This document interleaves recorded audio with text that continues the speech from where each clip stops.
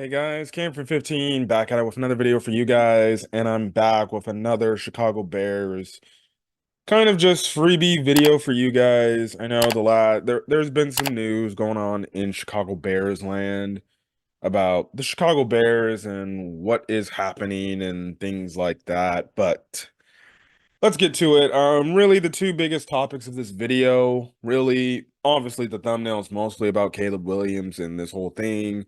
But we're also talking about a little bit about Danielle Hunter, what the Bears, well, not apparently, being apparently, well, I guess you can say apparently, very high on him. This report didn't come out, I think, till like 2 days ago or a day ago. So yeah, first things first, hopefully you guys enjoy your Super Bowl Sunday. Hopefully everything's great, and hopefully we get a good Super Bowl. If you're wondering who I'm going for the 49ers to beat the Chiefs. If you're wondering why, well, I'm kind of sick and tired of the Chiefs' dominance, but you just got to sometimes just sit there and marvel at like how special a team is and how special players like a Patrick Mahomes is. Anyways, let's talk about Danielle Hunter before we get into this Caleb Williams news and everything, since that's the talk of the town. Danielle Hunter. Apparently, there's reports saying that the Bears are very high on Danielle Hunter. He's linebacker slash pass rusher from the Minnesota Vikings. I believe he's a free agent at this point in time.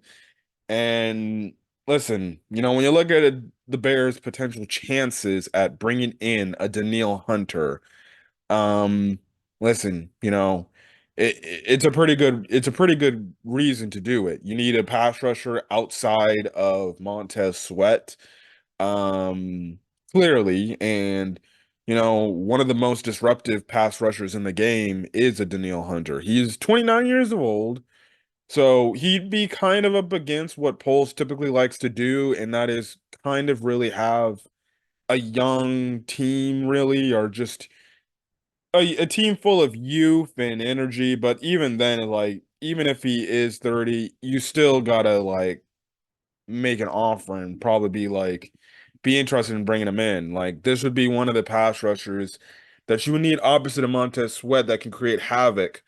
So it's like, okay, a team, when you're scheming against the Bears defense, okay, we just can't double team Sweat.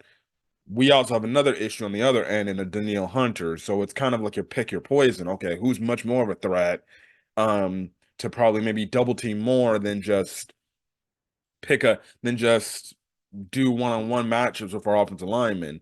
And I think Danielle Hunter would be a really solid choice for the Bears, especially if they don't want to draft a basically a rookie edge player, because well, they are unproven and you don't know if they will be able to live up to whatever their draft status is. And with the way the Bears are looking at right now, they got the first and the ninth pick as of this video. So maybe again, if they don't trade that first round pick and they select Caleb Williams, well, what you do with the ninth pick, who knows? They could trade back for more assets, or they could just stay put at 9 and just yeah, they could stay put at 9 and just trade again. Or they could or just select another player, which I think honestly is the play to make. If you get Caleb Williams, you got to pair him up with you got to get another wide receiver playmaker out there, whether it's Odunze or Malik Neighbors. You got to get somebody, because the receiver room is depleted unless you go out in free agency and make a move at the wide receiver position. I don't see why the Bears wouldn't be drafting a wide receiver in the first round with that ninth overall pick if you do indeed select Caleb Williams. Reading off some Danielle Hunter stats. Last year he played in a total of 17 games. He had 83 total tackles, 54 solo tackles, 29 assists, and he averaged about 16.5 sacks a game, and he forced 4 fumbles. All in all, just great, just great, just great. Listen, you'll take it. You will take it. He is a force to be reckoned with. Honestly, the only thing that will come down to it is how much you trying to pay him. Because you got a lot of guys that you might need to pay. You got Jalen Johnson, who you probably should pay after his amazing season this year. And if you find a way to get Danielle Hunter, that's only going to help Jalen Johnson out, right? So obviously it's gonna be very interesting to see what the Bears do. If they go after Danielle Hunter. Personally, I say go after Danielle Hunter and get a Jalen Johnson. And you'll be fine. You'll be fine. But Jalen Johnson did go out there and he did say, even though his heart is in Chicago, his head is where the money's at, and I don't blame him. You want to get paid, you want to get set up for life, so you can set your kids for life, and you don't have to worry about anything, especially in the football position. So hopefully that's the thing. Also, I kind of also want to make a mention. I forgot to mention, actually speaking of the defensive side, it was kind of another big story. Eddie Jackson, I guess a few days ago, essentially posted something on Instagram, basically kind of signifying that, okay, it's more than likely this guy is probably going to be gone. He's either going to be traded, or he's more than likely going to be a cap casualty. He's going to be cut, and he's going to be a post June 1st, which, listen, it makes sense why you have to do it. Listen, I respect Eddie Jackson. I like the player that Eddie Jackson is and what he lives and he stands by. But, with the money he was being paid and the money he is still yet to be owed, like I think he's gonna be making like over 18 million for next season.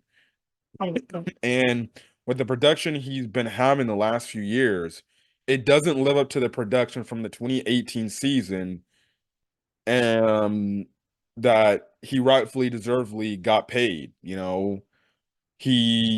he didn't tackle as much. He wasn't a physical enough tackler. You could clearly see that he clearly didn't want to get in any of the smoke. Um, you know, he didn't have as many interceptions as he did that 2018 year that basically put him on the map. And basically all in all, he had injury issues too. The injuries just flared up and it obviously probably hampered what he could do. But at the end of the day, like if the play is not showing up to what you're being paid, well then I'm sorry, you're going to probably get cut.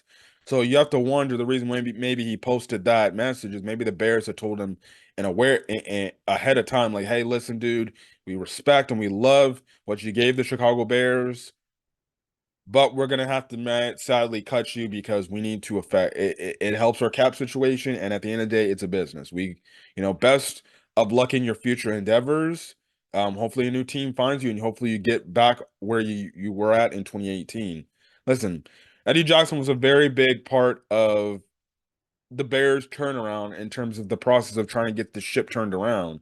I won't be lying, he was obviously a big major part of that 2018 team. Albeit we didn't go far. We only went as far as a wild card, but you can't take away everything he did in that season was amazing. He legitimately was one of those dudes that was helping us win games sometimes. And you know, I don't, it's just interesting to see and wonder why he fell off the way he did. Again, like I said, injuries more than likely played a factor into that. But it's just like, he didn't play up to the caliber he did. And who knows, maybe that's because Vic Fangio is gone. Like he played well, really good under Vic Fangio. And with the constant defensive coordinator changes and everything, well, it's not like he didn't do good. I thought he actually did good in the 2022 season. I thought he actually had a really damn good season. And then this year, for some odd reason, he just fell off again. And it's like the injury early on in the season didn't help. But you start to this past season, you saw the tendencies of Eddie Jackson. You saw like after the 2018 season, like the 2019 season, the 2020 season, where for some odd reason, like, okay, this guy ain't playing like he needs to be playing right now. Um, and again, he's making a boatload of money. You don't want to put that up against your cap. So what's the best thing you do? You make him a designated post June 1st cut and you save up some cap space and some money. Right now, obviously, the two people on the Bears that are probably going to be cut more than likely is going to be him and Cody Whitehair, which makes sense. Cody Whitehair, another player that, for all intents and purposes, he was fine in his role because he didn't really have a defined role. But listen, he wasn't living up to what he got paid. He was just average, if not mid at best. And that's kind of been the same thing since the 2018 season for Eddie Jackson. He's been mid. He's been serviceable, you can say that, but he hasn't been something that is great. And then when you have another injury prone safety with a Jaquan Brisker and you have Eddie Jackson and his injury problems, well then it's probably best time you move on and you freaking just go find you a new safety, whether that's again through free agency or you just get a safety through the draft. Personally, I think you go out there, maybe you go try to find a veteran safety to pair up alongside Jaquan Brisker instead of a young free safety. But listen, if you find a free safety in the draft where you know, okay, this guy has it, we can't, pass him up, well then you got to take him, even if that means your secondary is going to be young. I will say it will probably affect the defense in some way because Eddie Jackson is a leader of this team. And we saw the effect that it had on the Bears when the Bears got rid of guys like a Khalil Mack, a Robert Quinn, to an extent, Roquan Smith. Those guys were leaders at the end of the day. And it had an effect on how the defense performed. But at the end of the day, these players have to understand it's a business and they know, like, okay, even though our leader is gone, well, that's gonna be the thing. So yeah, yeah, yeah.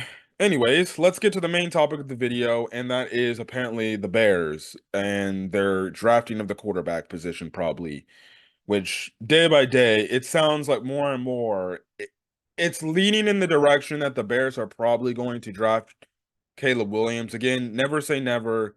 The Bears could always just turn around and stick with Justin Fields, but the way it continues to sound like and the way the weeks have been going on the past few weeks, it's starting to really sound like freaking Caleb Williams is gonna probably be a Chicago Bear by April, by the time of the draft. Which again, listen, I have no issues with. It would suck to see Justin Fields go for Caleb Williams, but the Bears, at the end of the day, and I just mentioned with Eddie Jackson, it's a business. At the end of the day, if you feel like this guy can take you places where the last guy couldn't, well, then you're going to do that move, and because that's your conviction. And again, it's probably the safest direction to go in because if you keep Justin Fields and Caleb Williams goes somewhere else, um, and he flourishes and he does great, and then Justin Fields is still over here struggling to find himself, well, then people are going to look at Ryan Poles and be like, well, then why didn't you just didn't take Caleb Williams? You already have idiotic Chicago Bear fans and idiotic Chicago media talking about we passed on CJ Stroud when we know damn well nobody was drafting CJ Stroud at the first overall pick. And second of all, we damn well know the Chicago Bears weren't drafting CJ Stroud when you had a quarterback who you probably expected to take the next jump.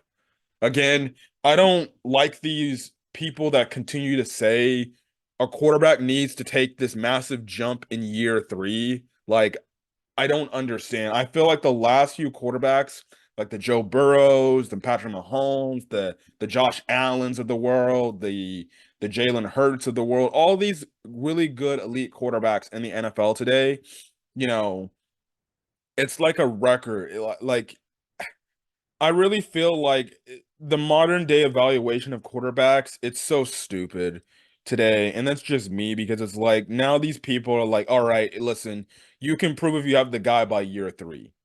If the guy is great by year three, that shows you, and he's putting up elite stats, elite numbers, that's your guy. And it's just like, well, what if a guy's a late bloomer? We've seen time and time again, there are quarterbacks who are late bloomers who may not be good early in the year, but later in a career, they actually are a pretty solid piece to build around. Um, and I don't like this whole mindset by the media and just other people that by year three, if your quarterback is not putting up elite numbers, he ain't the guy and you need to move on. Like, you're more than likely signing your rookie quarterback to a 4 to 5 year deal. And the only reason why I say 5 year deal is because the 5th year option on their deals. So it's like you can't really say that because maybe they end up like showing those numbers and those traits in maybe a year four. And then if you pick up a 5th year option, maybe they show it in year five and then you pay them, you know? Um, That's my thing. I don't like this evaluation of quarterbacks where by year three they got to be elite. If they ain't elite, you got to move on to the next guy. Because I feel like that doesn't give that quarterback a good chance. And if it's a rookie quarterback playing from the jump, like, come on now. Like, are we gonna be saying this about Bryce Young if the Panthers still failed to build around him? Like, are you gonna have people in the media and people in that Carolina market legitimately saying, "Well, Bryce Young ain't the guy because he ain't putting up elite numbers in year three. We got to move on. We got to go get the next guy." Like that puts a lot of pressure on a young quarterback coming to the league trying to find his way. And some quarterbacks they put up those numbers. Maybe it takes other quarterbacks some time. Like it's called patience, and I feel like this urgency of people seeing elite quarterback play at the highest level. That's what's driving up the price range and everything. Like, come on now. So, anyways, Ian Rappaport, NFL Network analyst, has said the past few days that apparently it would take a historic haul for the Bears to trade out of the number one overall pick for this season.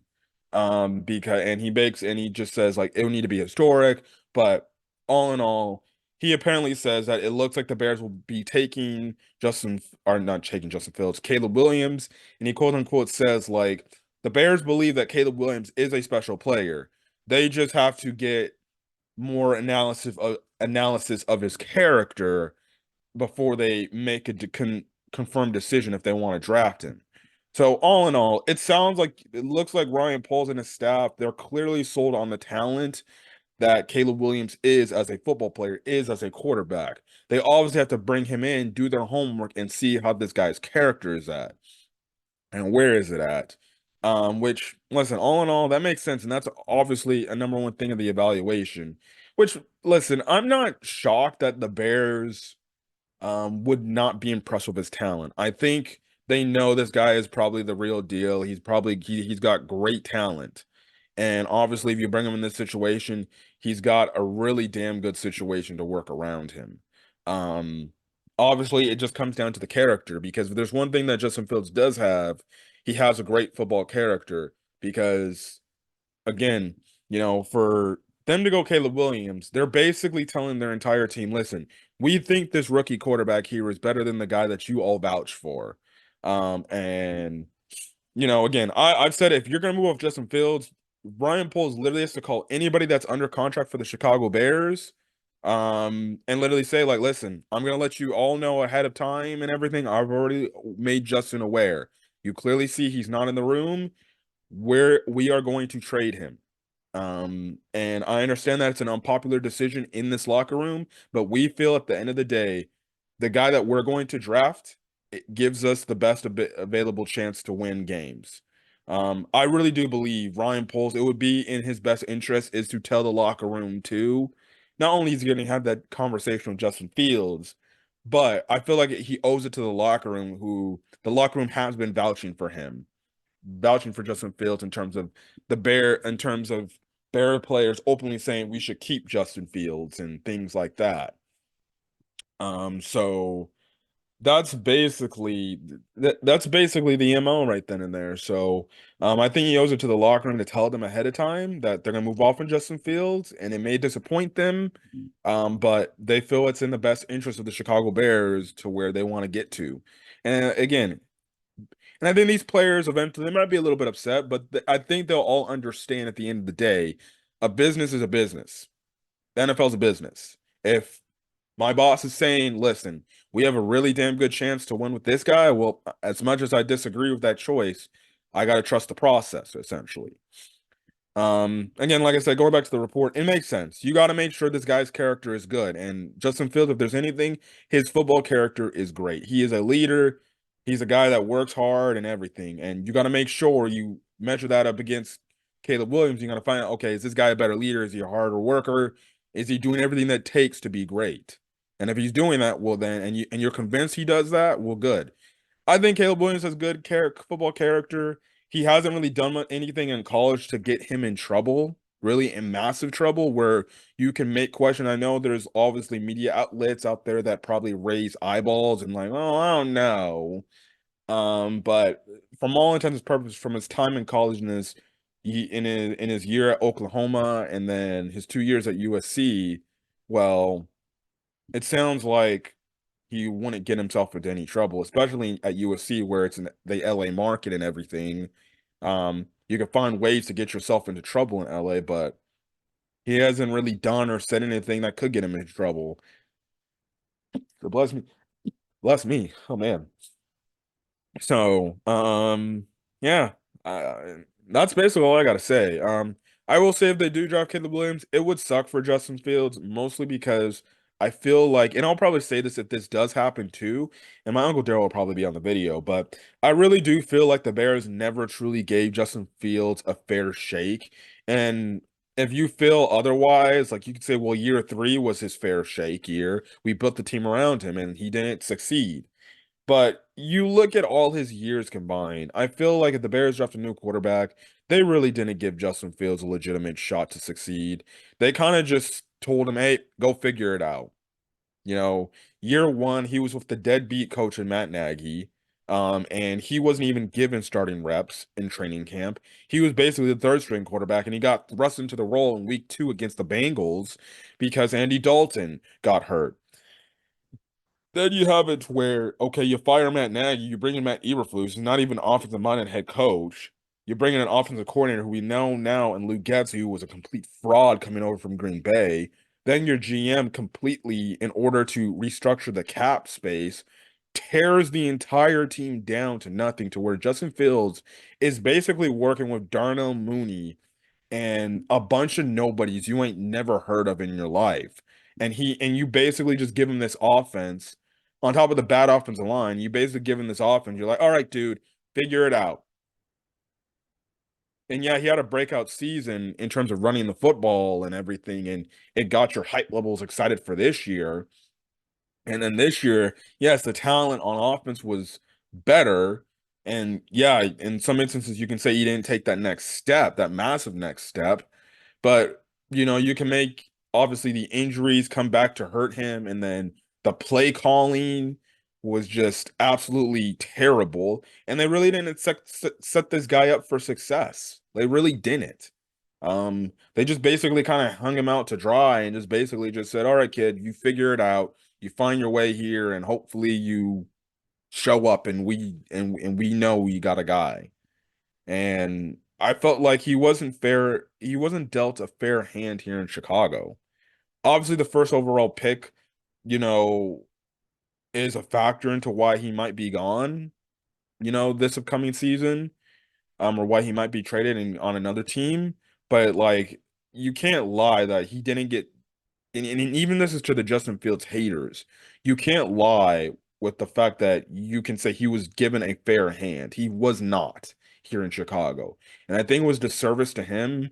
And again, I don't blame him if he plays against us at some point on another team. If we do end up trading him, listen, he takes it personally because he can legitimately say that team never believed in me from the jump. They just kind of fucked me over.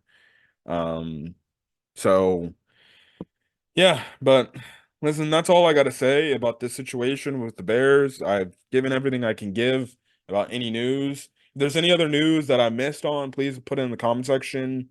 Things like that. What are your thoughts on the Danielle Hunter decision? Your thoughts on Eddie Jackson more than likely being cut?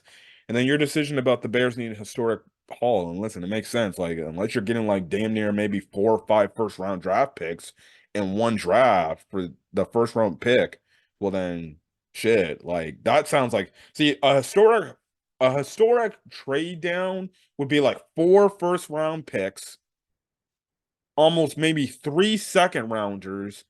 You maybe get a third and maybe a few late rounders, like maybe 2 or 3 late rounders. That and shit, if you want to make it even more historic, you're getting probably an elite player too for this number one overall pick. That would, to me, that would be historic, because that would be the first time I would see a team trade that much capital for one player. Like, that means you really truly believe Caleb Williams is okay. He is that guy. He is that Patrick Mahomes, which I still think they set the people who keep saying that are setting this dude up to fail. But that's basically it. That's all I gotta say. Anyways, I'm gonna get out of here. If you guys like the video, leave a like, put in the comment section, things like that. Till then, guys, stay safe out there and have a great rest of your day. Peace.